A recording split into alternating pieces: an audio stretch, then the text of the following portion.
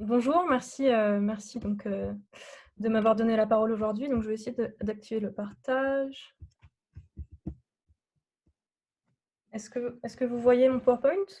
Oui, très bien. Oui. D'accord, bon, je vais commencer. Donc bonjour à tous, je suis vraiment ravie de participer à l'événement, malgré les circonstances. Le bureau des jeunes chercheurs m'a en fait invitée en me proposant de présenter ma thèse en cours. Donc merci beaucoup à eux et également à l'IREMUS bien sûr de me donner la parole aujourd'hui. Donc mince. Oui, la première chose, c'est qu'en fait, ma thèse, elle est fondamentalement interdisciplinaire. Donc elle convoque, la musicologie, l'acoustique, ainsi que les sciences du patrimoine. Je vais commencer par faire un bref, point sur, mon encadrement et l'environnement, de ma thèse. Donc ma thèse est codirigée par, Cécile Davy-Rigaud, qui est présente, actuellement, donc musicologue et directrice de recherche CNRS et membre de l'IREMUS, bien sûr. Elle est également dirigée par Jean-Loïc Lecaroux, qui est acousticien et maître de conférences, à Sorbonne Université. Et elle est encadrée par Jean-Philippe Échard, donc qui est conservateur au Musée de la musique, et par Théodora Psicoiou, qui est également musicologue et maîtresse de conférences à Sorbonne Université. Donc, en termes administratifs, disons que je suis rattachée à j'ai 3 rattachements, donc l'IREMUS, bien sûr, l'équipe conservation-recherche du Musée de la musique, ainsi que l'équipe lutherie acoustique musique de l'Institut Jean-Leron d'Alembert. Et enfin, mon contrat doctoral m'a en fait été attribué dans le cadre d'un appel d'offres de l'Institut Collegium Musicale de Sorbonne Université. Pour resituer brièvement, voilà, bon, j'imagine que vous connaissez tous à peu près, mais le Collegium Musicale, c'est un institut en fait, de Sorbonne Université qui rassemble 10 composantes autour de problématiques liées à la musique. Donc voilà, vous en connaissez probablement certaines, l'IREMUS, le LAM que je viens de citer, le Musée de la musique, l'IRCAM, le Muséum d'histoire naturelle. Je ne vais pas toutes les citer, mais voilà, moi je suis à l'IREMUS, au LAM et au Musée de la musique. En termes de temporalité, en termes de temporalité, j'en suis à un peu plus d'un an de ma thèse que j'ai commencé en septembre 2019. Donc voilà, ça vous donne une idée de là où j'en suis. Je ne vais pas aujourd'hui présenter des résultats de fin de recherche, ce n'est pas du tout l'objet de ma présentation. Au contraire, c'est vraiment de présenter un travail qui est en cours. Donc avant de rentrer dans le vif du sujet, je vais vous présenter mon profil brièvement à travers mon parcours, donc avant mon doctorat. Donc, j'ai effectué une double licence de sciences et musicologie à l'époque à l'université Pierre et Marie Curie et Paris 4 Sorbonne, qui sont depuis devenus Sorbonne Université. J'ai ensuite fait un master recherche sous la direction de Jérôme Clerc en musique et musicologie. En fait, le sujet de mon mémoire était le nickel harpa, qui est un instrument à cordes sympathiques suédois. En fait, j'avais effectué l'année précédente un Erasmus à Stockholm, en Suède, qui m'avait permis d'observer vraiment le nickel harpa dans son environnement, on va dire, d'origine. Et c'est ainsi que j'ai pu faire ce mémoire plutôt en ethnomusicologie. Il y a une autre chose, c'est que je pratique donc cet instrument, le nickel harpa, instrument à cordes sympathiques, depuis mon enfance, parce qu'en fait, mon père est facteur de cet instrument à Mirecourt. Voilà. Pendant mon master, j'ai pu faire en fait un stage au Conservatoire national supérieur de Paris, où j'étais chargée de la réalisation d'un catalogue. Et ensuite, j'ai aussi fait un stage en fait, au Musée de la musique, où là, j'ai travaillé sur un exemplaire précis de nickel harpa, voilà, sur lequel je suis en train d'écrire actuellement un article avec le conservateur en charge. Et donc, c'est ainsi que j'ai décidé en fait, de concevoir un sujet de thèse en élargissant du nickel harpa aux instruments à cordes sympathiques de façon plus générale. Voilà, c'était pour vous donner une idée de mon profil et que vous compreniez mieux en fait comment j'en suis venue à ce sujet. Donc, j'en viens à l'énoncé de mon sujet qui est l'instrumentarium à cordes sympathiques européen des 16e, 18e siècles. En fait,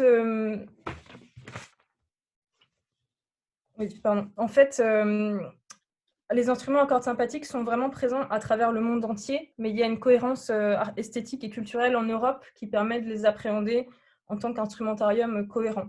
La période 16e, 18e siècle, c'est en fait la période qui correspond à l'apparition des cordes sympathiques sur les instruments en Europe.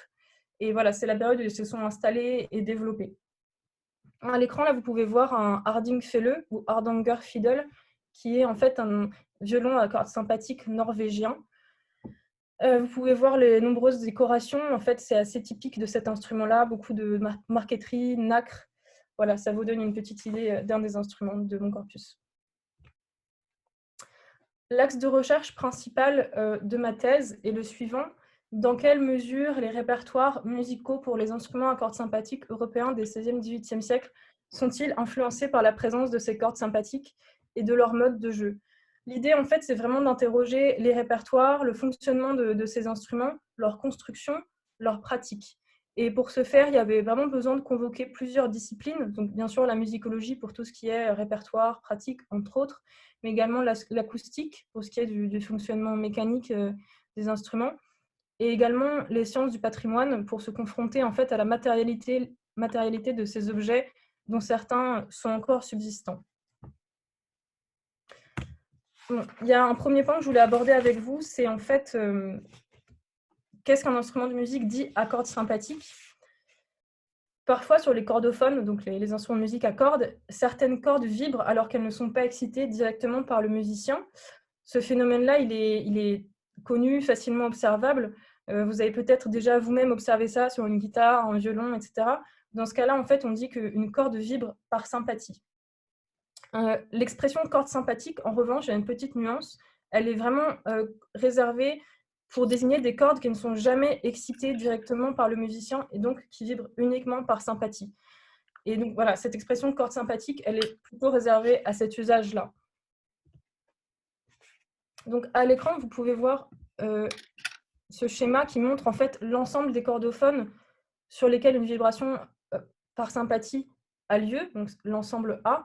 Et vous voyez également l'ensemble plus restreint des cordophones dans lesquels il y a des cordes sympathiques, donc l'ensemble B qui est inclus dans l'ensemble A.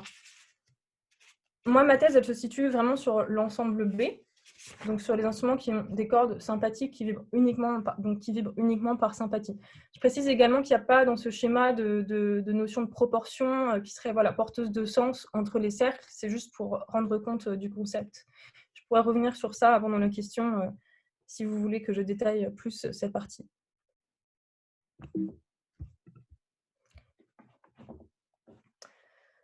J'en viens à un exemple d'instrument. Donc, vous voyez ici un violon d'amour de Jean-Nicolas Lambert, qui est conservé au Musée de la musique de Paris, qui a été fabriqué au XVIIIe siècle.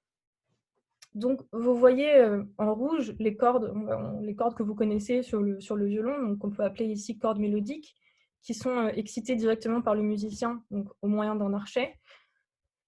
Et en jaune, vous voyez les cordes qui sont excitées indirectement, donc qui sont dites sympathiques. Vous voyez, donc il y a plusieurs choses à observer sur cette image.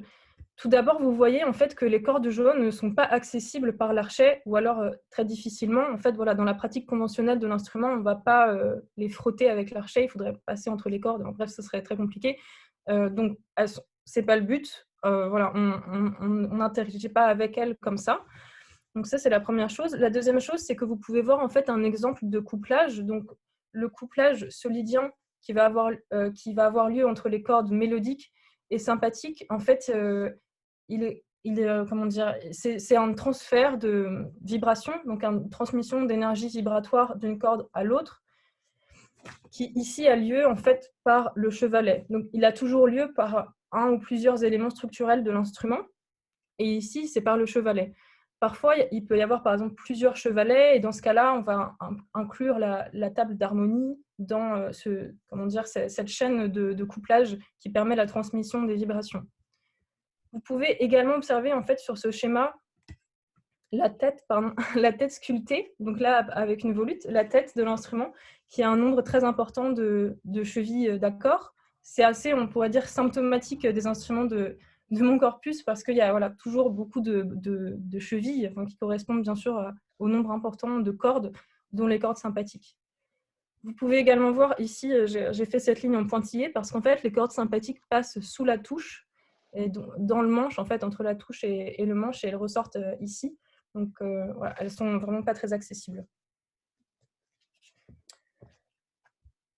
Ah oui, il y a une dernière chose que je voulais aborder par rapport à ce schéma, c'est qu'en fait, on pourrait croire qu'il y a parfois une vibration, un couplage aérien, par l'air entre les cordes, mais en fait, il est extrêmement négligeable parce que tout simplement, une corde, comment dire, sa surface est trop petite pour vraiment transmettre une vibration acoustique. Donc, il n'y a pas de couplage entre les cordes comme ça, juste par l'air, ou en tout cas, il n'est pas à considérer, tellement il est infime. Il y a beaucoup d'instruments à travers le monde qui possèdent ces cordes sympathiques, comme je le disais tout à l'heure. Donc, par exemple, il y a les sarangis, la cithare indienne, certains pianos même. Il y en a vraiment beaucoup. En Europe, sur le périmètre géographique sur lequel je me concentre, il y en a également un certain nombre. Donc, par ici, vous pouvez voir de gauche à droite une viole d'amour, un baryton à cordes, un violon d'amour, donc c'est celui que je vous ai montré juste avant sur le schéma, le nickel arpa que j'ai étudié pendant mon stage, et ici une vielle à roue. Vous voyez déjà une diversité de taille, voilà, de tessiture. Vous voyez également toujours ce nombre assez important de chevilles d'accords, de clés d'accords. Ici, vous les voyez sur la vielle à roue. Vous voyez mon curseur ou pas? Non. Oui, ok. Vous voyez ici sur la vielle à roue les chevilles qui sont un peu plus discrètes, mais qui sont là. Pour les cordes sympathiques, en fait, sur la vielle à roue, elles passent ici. Voilà, donc ces cordes sympathiques en fait ont vraiment un impact principalement sur le timbre de l'instrument et le temps de décroissance de son son. Et donc ça a un impact bien sûr sur l'esthétique sonore. Il y a vraiment une signature sonore assez typique. Au sein de mon instrumentarium, de l'instrumentarium de mon corpus, il y a vraiment une diversité qui est de plusieurs natures. Donc tout d'abord une diversité organologique, comme vous avez pu le voir à l'instant. Il y a également une diversité de répertoires musicaux, donc des répertoires qui vont être plus oraux, plus écrits, avec bien sûr tout le spectre qu'il y a entre les deux. Il y a également une diversité de lieux de facture en Europe. Donc les instruments sont vraiment présents sur le territoire entier. Voilà, il y a par exemple la Gadulka en Bulgarie, il y a un certain centre en Scandinavie de production, mais il y en a aussi Italie, France, Allemagne, enfin c'est vraiment assez large sur l'ensemble du territoire européen. Il y a également une diversité de techniques de jeu, donc par archet, par roue, comme vous avez pu le voir avant, et également une diversité de contextes sociaux et de factures, voilà, et de jeux. Donc par exemple, il y a des pratiques qui vont être plus professionnelles, d'autres qui sont plus amateurs. Voilà, ça vous donne un peu une idée de la diversité du corpus. Ici, vous pouvez voir en fait une gravure du XVIIIe siècle qui représente un homme qui joue de la viole d'amour. Bon, bien sûr, c'est à prendre avec les réserves, la distance critique qu'il faut adopter par rapport à une iconographie, mais ça vous donne quand même une idée d'une posture possible de jeu. Vous voyez également le nombre de chevilles ici. Voilà, ça vous donne une idée d'une position de jeu. Les objectifs que j'ai identifiés en fait, pour répondre à la problématique sont les suivants. Donc, tout d'abord, identifier l'ensemble des instruments concernés, leur spécificité organologique, aussi leur terminologie, typologie. Également, identifier les traités et les méthodes dont ils font l'objet. Donc, en fait, c'est vrai qu'il y a une source très riche d'informations. Il y a toujours beaucoup d'informations données dans les traités et méthodes, autant sur le jeu, sur l'accordage des cordes, c'est très riche. Également, bien sûr, identifier les répertoires musicaux et les gestes instrumentaux qui leur sont associés. Et bien sûr, l'apport des cordes sympathiques le plus précisément possible sur les paramètres du son de ces instruments. Pour vous donner un petit aperçu de l'avancée de ma recherche, donc après 1 an, lors de cette première année, en fait, j'ai fait un état de l'art et une constitution de la bibliographie que je ne vais pas détailler ici. J'ai également réalisé une synthèse sémantique et terminologique de l'usage en fait, des expressions sympathie, vibration par sympathie, cordes sympathiques, autant à travers les siècles qu'à travers les disciplines. Donc c'est vrai qu'il y a eu plusieurs acceptions du terme. Il y a par exemple le mot sympathie, il est aussi utilisé voilà, en philosophie, en chimie, enfin il y a plein d'acceptions selon les disciplines. Et également, j'ai travaillé sur justement la différenciation voilà, entre l'expression vibration par sympathie et cordes sympathiques, qui est vraiment presque un sujet en soi, on pourrait dire, parce qu'il y a vraiment énormément de choses à dire sur ce point. J'ai commencé à constituer donc une base de données qui compte aujourd'hui environ 560 instruments qui sont conservés dans des musées, donc dans des collections muséales européennes et internationales d'ailleurs. et également dans des collections privées. Et il y en a aussi, voilà, par exemple, dans des institutions publiques comme le CNSM. Ils ont une viole d'amour ancienne du XVIIe siècle. J'ai identifié également pendant cette première année 12 familles distinctes d'instruments munis de cordes sympathiques avant 1800. Donc, je ne vais pas détailler ici, mais voilà, j'en ai déjà évoqué plusieurs précédemment. J'ai aussi en fait identifié des variants, des invariants au sein de ces familles et également entre elles. Donc, par exemple, ça peut aller du nombre de cordes sympathiques, de leur positionnement, de leur accordage, etc.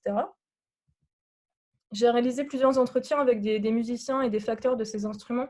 C'est vrai que ça, c'est un point comment dire, que je trouve vraiment important parce qu'en fait, ça apporte des informations comment dire, un peu inédites, voilà, parce que les musiciens, ils ont une vision très technique, très pratique de l'interaction avec ces instruments qui donne vraiment des clés de compréhension sur les répertoires, sur l'écriture, aussi même sur la facture de ces instruments. Et enfin, j'ai aussi commencé une amorce d'une base de données iconographique. Donc, c'est vrai que j'ai beaucoup de documents divers et variés et j'ai essayé de centraliser un peu, de synthétiser ça dans une base iconographique. J'ai aussi fait récemment donc, une première synthèse, on va dire, des notions acoustiques sur la vibration par sympathie. Et j'ai formulé récemment 4 propositions en fait, de réponse à la problématique, ou ça pourrait être 4 sous-problématiques, on pourrait dire. Et j'ai également amorcé des débuts de protocoles expérimentaux pour les explorer. Donc, je vais peut-être développer un peu ce dernier point parce que pour moi, voilà, c'est vraiment ce qui est au cœur de mon travail. C'est là où se joue aussi toute l'interdisciplinarité et surtout toute la richesse de cette interdisciplinarité, au sein de ma thèse en tout cas. Donc, pour rappel, la problématique était dans quelle mesure les répertoires musicaux pour les instruments à cordes sympathiques des 16e, 18e siècle européens sont-ils influencés par la présence de ces cordes sympathiques et leur mode de jeu. Donc, en fait, une des premières hypothèses que j'ai formulées, en fait, toutes les hypothèses que j'ai formulées sont nées de lecture des travaux acoustiques, musicologiques, de méthodes, de répertoires, des entretiens avec les musiciens et facteurs dont je vous ai parlé, mais aussi de ma propre expertise en tant que praticienne de l'un de ces instruments. La première hypothèse, en fait, elle ne me semblait pas du tout nécessaire au début, mais j'en suis venue à la considérer comme nécessaire. C'est en fait simplement de considérer que ces cordes ont un impact réel sur le son de l'instrument et ne sont pas que décoratives, c'est-à-dire ne sont pas que de l'ordre de l'esthétique visuelle, parce qu'en fait, on pourrait tout à fait croire ça, qu'elles n'ont aucun impact parce qu'on ne les touche pas, etc. Mais voilà, la première, disons, proposition, c'est de considérer qu'elles ont vraiment un rôle acoustique. Donc, le protocole en fait expérimental, je ne sais pas si vous voyez mon image, enfin ma caméra. Je vous montre là en fait une lisière. Donc c'est une lisière qu'on peut mettre sur les clavicordes, clavecins ou les pianos aussi. Le premier protocole expérimental que j'ai rédigé, c'est tout simplement de faire un enregistrement d'un instrument. On ne le voit pas, Louise. On est pardon. sur votre page. Ah si, c'est bon, pardon. Ah pardon.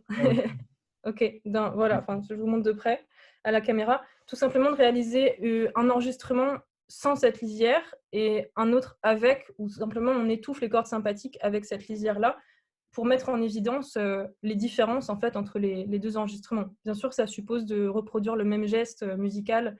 Ça peut être un trait musical, ça peut aussi être juste une note, parce que déjà sur une note, en fait, la différence est flagrante.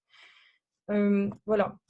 L'idée de ce premier protocole, c'est de pouvoir montrer cette différence-là par des enregistrements. Donc, par exemple, dans une communication comme celle-ci, j'aurais pu vous montrer un enregistrement avec les cordes libres et un autre avec les cordes étouffées. Le but, c'est également d'obtenir des représentations visuelles, voilà, de type graphique, pour mettre en évidence l'impact sur le timbre, l'impact sur le temps de décroissance du son. Je regarde l'heure pour ne pas trop dépasser le temps. Ici, vous voyez une base de données, la base de données que j'ai fait sur les instruments. Donc là, ce ne sont que les 45 premières lignes. Il y a environ 560 instruments, comme je le disais tout à l'heure. Et vous ne voyez pas non plus toutes les colonnes. L'idée, ce n'est pas que ce soit particulièrement lisible, hein, c'est juste pour vous montrer un peu le type de travail que j'ai fait. Donc ici, ce sont plutôt des informations liées au lieu de conservation actuel de l'instrument. ici, vous avez plutôt des informations de facture, donc la date supposée de facture, le lieu, le facteur, etc. Ce qui est intéressant avec ce genre de base, c'est que par exemple, on peut se rendre compte qu'un même facteur a construit plusieurs instruments à cordes sympathiques. Donc par exemple, un violon d'amour, une viole d'amour, un baryton par exemple, et qui sont aujourd'hui conservés dans plein de musées différents. Donc ça permet aussi de mettre en évidence presque des profils de luthiers, de facteurs de cette époque-là qui se sont un peu passionnés pour ces instruments-là, qui ont essayé voilà, d'intégrer des cordes sympathiques sur plusieurs instruments. En conclusion, je pense que vous l'aurez compris, c'est vraiment une recherche en cours, donc je n'en suis qu'à 1 an et quelques de recherche. Mais bon, c'était voilà, simplement pour vous donner une idée de ma thèse en général et également de là où j'en suis. Et également, un autre point de la conclusion, c'est que c'est une étude transversale de répertoire qui concerne différents instruments. Et ça, pour moi, c'est vraiment ce qui est, comment dire, très intéressant, même à titre personnel, c'est voilà, de regarder avec ce regard transversal à la fois plusieurs répertoires, plusieurs instruments, plusieurs types d'instruments. Et ça permet voilà, de comprendre mieux à la fois l'ensemble et à la fois des cas particuliers. Et enfin, la dernière chose, c'est que, bon, vous l'aurez compris aussi, c'est une approche interdisciplinaire. Et l'idée, pour moi, en tout cas, de l'interdisciplinarité, c'est vraiment de faire dialoguer des disciplines et pas juste de les juxtaposer. Ça serait plutôt une approche pluridisciplinaire où on juxtaposerait, par exemple, une étude acoustique de ces instruments, une étude musicologique de ces instruments. Mais là, c'est vraiment l'idée est vraiment de faire en fait dialoguer ces disciplines et comment dire, de construire un discours presque unique qui se nourrit voilà, des apports des disciplines distinctes.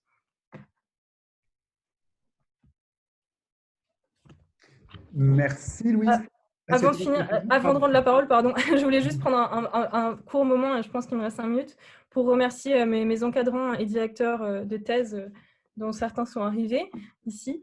Voilà, vraiment un grand merci à mes encadrants qui sont très présents et impliqués dans mon travail. Je voulais également remercier les équipes de recherche qui m'accueillent, avec qui c'est vraiment un plaisir de travailler.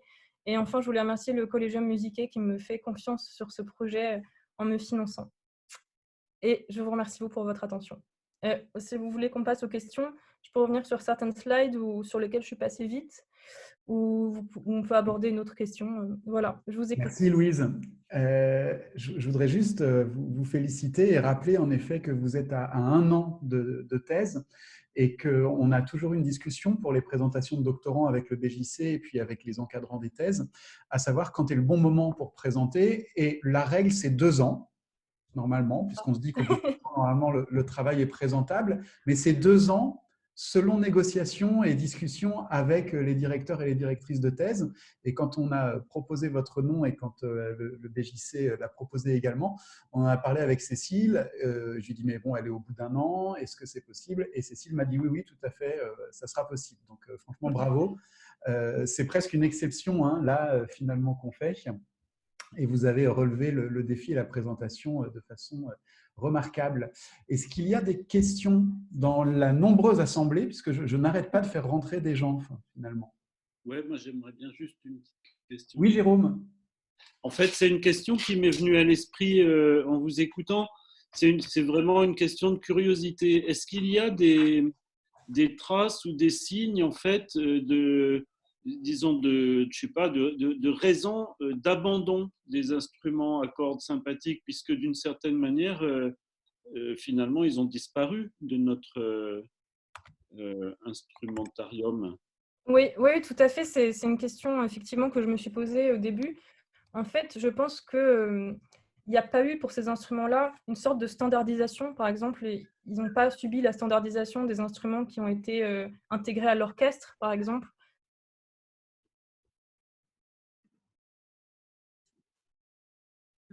Ils sont toujours restés, pas anecdotiques, mais un peu de cet ordre-là. C'est toujours des exemplaires très uniques.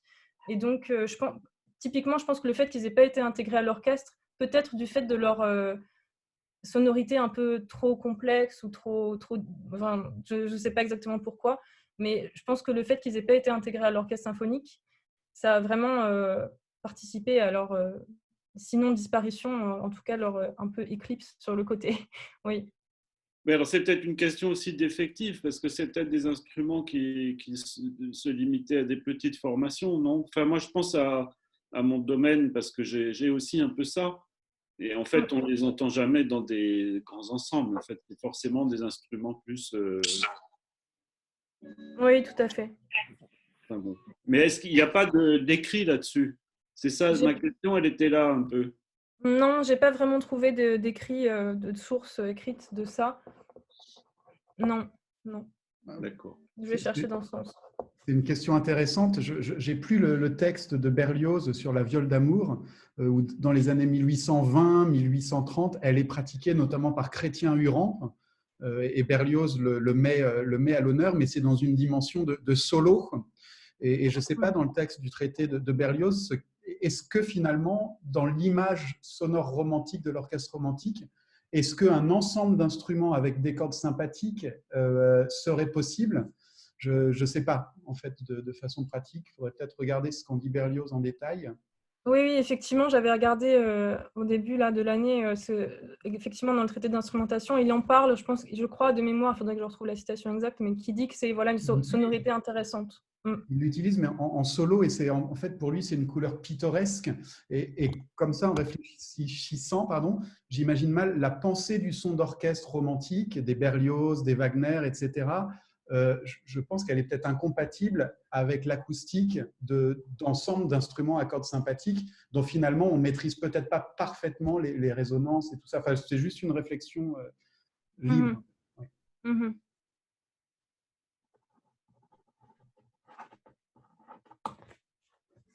Est-ce qu'il y a d'autres remarques, questions? Vous êtes nombreux, sans visage, mais je pense que vous nous entendez.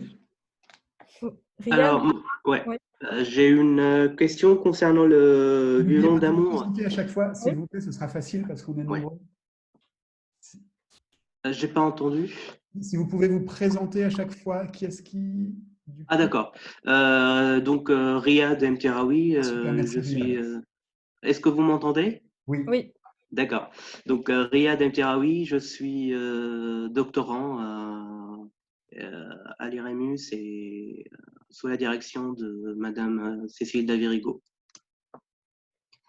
Donc j'ai une question concernant le violon d'amour. Donc pour ses origines, est-ce que c'est un instrument qui vient de l'Italie, je pense? Et si oui, est-ce que qui l'a introduit en France et est-ce qu'il y a un répertoire spécifique à la musique française qui était écrit, qui était composé pour cet instrument? Oui, alors j'ai plusieurs éléments de réponse. En fait, déjà, de ce que j'ai pu voir des instruments subsistants, les violons d'amour en tant que tels, ils restent assez anecdotiques, par exemple, par rapport à un instrument comme la viole d'amour, c'est-à-dire qu'il n'y a pas 200 violons d'amour, en tout cas subsistants. Il y en a peut-être eu à l'époque, mais là, de ce qu'on a, c'est pas le cas. Donc en fait, j'ai pas vraiment identifié de répertoire spécifique, à part peut-être une ou deux pièces voilà, qui sont un peu de l'ordre de l'anecdotique aussi, mais j'ai pas identifié un répertoire comme il peut y avoir pour la viole d'amour, par exemple. Ensuite, ce qui est compliqué avec le violon d'amour, c'est qu'en fait, c'est une terminologie qui décrit juste un instrument à cordes sympathiques, enfin un violon à cordes sympathiques, mais en fait, des violons à cordes sympathiques, il y en a eu d'autres. Par exemple, il y a des violons populaires à cordes sympathiques en Scandinavie. Il y a les violons norvégiens à cordes sympathiques que je vous ai montré tout à l'heure, qui sont très, très décorés. Donc, en fait, ça rejoint un peu d'autres catégories. Mais de ce que j'ai perçu, c'est un peu moins, comment dire, un peu plus anecdotique que par exemple la viole d'amour. Oui. Je ne sais pas si j'ai répondu vraiment à ta question. Oui. Merci Riyad. Merci Louise. Y a-t-il d'autres questions? Ah, on ne t'entend pas. Ah. J'aurais une question aussi. Alors, du coup, oui, moi, c'est plus par curiosité aussi. Je joue de la vielle à roue. N'oubliez pas, s'il vous plaît, de redire. Ah oui, pardon. On est tellement nombreux. Merci. Alors, je suis Marie Renaudin et je suis doctorante sous la direction de Jérôme Clair. Merci. Voilà. Et du coup, Louise, ma question, c'est que sur ma vielle à roue, j'ai 12 cordes sympathiques accordées par demi-ton. Et du coup, je me demandais sur les autres instruments que tu as pu étudier, si c'était aussi le même nombre de cordes sympathiques et comment elles sont accordées. Parce que moi, j'ai vu avec d'autres musiciens, d'autres joueurs de vielle à roue, il y en a qui accordent différemment leurs cordes. Et par exemple, ça peut être par quinte ou suivant l'accord de la tonalité principale des morceaux qu'ils jouent. Enfin, voilà. Oui, tout à fait. C'est une question très intéressante. Je pense qu'il m'apporte plus que, que je vais pouvoir t'apporter en retour. Mais ouais, en fait, il y a vraiment cette question de l'accordage, je trouve qu'elle est vraiment hyper intéressante parce que sur la majorité des instruments à cordes sympathiques, il y a toujours cette question de comment on les accorde. On peut changer l'accord selon la tonalité, etc. Et c'est un des liens très forts, je trouve, avec le répertoire, c'est que ça favorise telle ou telle tonalité. Donc ça, c'est pour la question de l'accordage.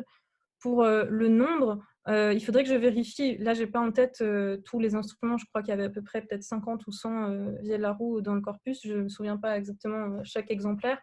Mais je pense qu'il n'y avait pas toujours 12 cordes sympathiques. De mémoire, je dirais que c'est un peu moins. Donc, c'est hyper intéressant. Je pense que ça, le nombre de cordes sympathiques a augmenté, je pense, avec le temps. Et c'est aussi le cas d'ailleurs pour le nickel harpa, où au début, il y en avait 6 ou 7. Et maintenant, sur les nickel harpa modernes, il y en a 12 sur les 12 demi-tons. Donc, si tu veux, on pourra en reparler. Moi, ça m'intéresserait d'en reparler avec toi plus tard. Oui, avec plaisir. Ouais. Super. Je peux dire un tout petit mot là-dessus? Oui. Jérôme, vas-y. Vous m'entendez? Oui. Bon, Jérôme Claire, donc je me présente parce que tout à l'heure, je ne m'étais pas présenté. Et juste, J'ai reconnu ta voix. Cette histoire du nombre des cordes, c'est intéressant parce que en fait, moi, je connais un peu la question par la gadulka bulgare, où en fait, le fait d'avoir 11, c'est pas 12, c'est 11 cordes sympathiques, donc accordées par demi-ton aujourd'hui, c'est le résultat de toute une évolution. C'est-à-dire qu'en fait, on avait 3 cordes sympathiques ou 4, et puis on est arrivé à les… Alors, le problème, c'est que quand on en a 11, ça limite considérablement les modes. C'est-à-dire qu'en fait, ça a coïncidé au fait qu'on a formaté le système scalaire, c'est-à-dire qu'on a bien tempéré la gadulka ou le jeu de la musique en Bulgarie. Et donc, on pouvait faire 11 cordes sympathiques par demi-ton. Enfin, moi, j'ai pas mal pratiqué. Enfin, c'était très intéressant parce que quand ils se sont mis à vouloir reprendre la modalité ancienne, donc qui ressemblait plus au makam, turco, etc., et ben, ils sont obligés, c'est impossible parce qu'ils sont obligés de réaccorder quand ils ont un mi bémol qui n'est pas vraiment bémol, ou, enfin, etc., ou un mi neutre. Alors, donc, c'est une impasse. Alors, ils reviennent à ce moment-là à des modèles de gadulka avec seulement quarte et quinte, on va dire, comme cordes sympathiques. Voilà. Ouais, c'est très intéressant, je note. Vraiment, ça va vraiment dans le sens de ce que j'ai observé pour les autres. Ouais. Merci Jérôme pour ce complément. Je vous propose qu'on avance. Merci beaucoup Louise, encore à nouveau.